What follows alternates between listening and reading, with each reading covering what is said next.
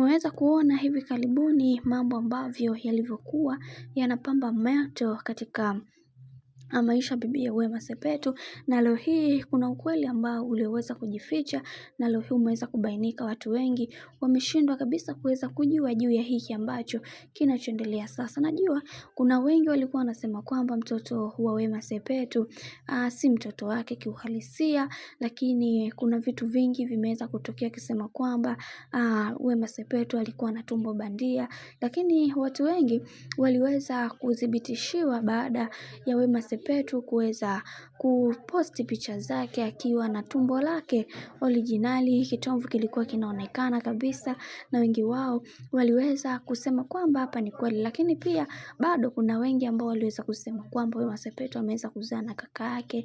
Maneno yalikuwa mengi juu ya haya ambayo yanayoendelea sasa, lakini leo hii fahamu huu kweli ambao watu wengi walikuwa wanatamani kuweza kujua kwa muda mrefu kuhusiana na mimba ya dada yetu Wema Sepetu.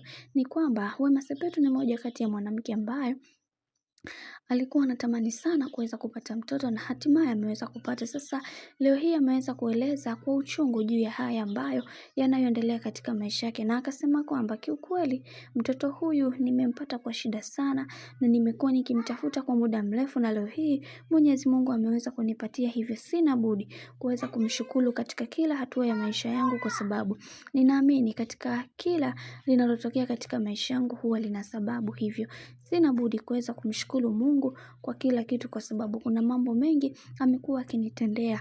Naamini katika hili Mungu atakuwa miongoni mwangu, lakini ninachotaka kuambia Watanzania, ujauzito nimebeba kama ambavyo watu wengine wanabeba mimba. Sio kwamba nimepandikiza, bali ni vile tu Mwenyezi Mungu ameamua kuweza kunionyesha njia kwa upande wangu.